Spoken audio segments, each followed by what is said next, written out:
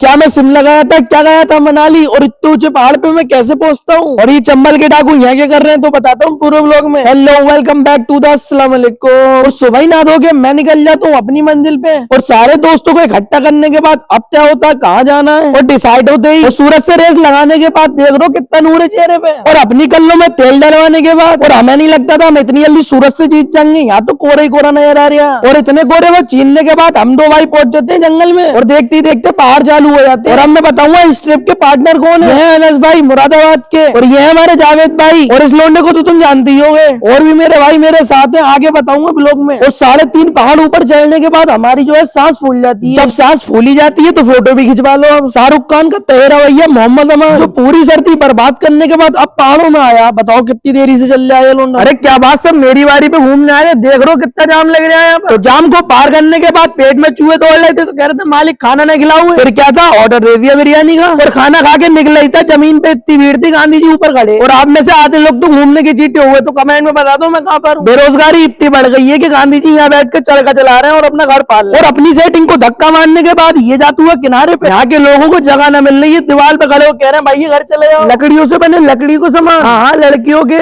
ओहो भट्टा तो यहाँ चल रहा है। 12 पत्थर पे कोई पत्थर नहीं आ रहा, पत्थरियां नजर आ रही है यहाँ पर। तो फिर मुझे नजर आती है ये टंकी जहाँ हम दोनों पानी लेने के लिए खड़े हो गए, मगर सूरज भी सिर पे ही हमारा पानी निकल लिया। मगर फिर मैं भी वहां आ जाता हूँ जब पहाड़ों से बर्फ पिघल रही है। फिर मुझे नजर आते हैं ये स्पाइडरमैन के तैरे भाई, बातचीत अपनी यहाँ भी कम ना, देखो ले लिया घोड़ा फिर इनसे। और कैप वैप पहन के पूरा निकल जाता हूँ अपने मिशन पर। और जंगल देखते ही कस्तूरी मेथी ढूंढने लगते हैं, नशे की तलब उठती है और देख रहा हूँ इनके चेहरे पे कितनी मुस्कुराहट है। फिर मैं ऐसी जगह जाता हूँ जहाँ कोई नहीं जाता है, मगर फिर ये हमें रोक लेते हैं, बोले यार हमसे पैसे लेके जाओ। मैं लाओ देखो। और 1.5 पहाड़ चढ़ने के बाद सांस तो अब फूली है क्योंकि पैरों से जो चढ़ रहे हैं हम। और जैसे जैसे ऊपर को चढ़ता हूँ तो आने लगता है बर्फ, इतनी बर्फ देख के दिमाग भी ठंडा होने लगता है। और हाथ पैर ज्यादा चलाने के बाद और बर्फ से खेलने के बाद आती है थोड़ी बहुत गर्माई। तो बड़ी मुश्किल से सबसे ऊपर चढ़ के सुकून से बैठ जाता हूँ। तो पहाड़ों में आओ अगर मैगी ना हो तो क्या फायदा फिर आने का। मगर भाई साहब महंगाई बहुत है यहाँ पर। तो फिर अपनी मोहब्बत चाय भी ले लेते हैं, ये तो हमारी ब्लॉग की शान है। फिर सारे लोग चाय पी के एंजॉय करते हुए, और जुबैर भाई तो मैगी छोड़ ही ना रहे, और जावेद भाई को चाय इतनी लगी है 2 कप चाय ऐसी पी गए यहाँ पर।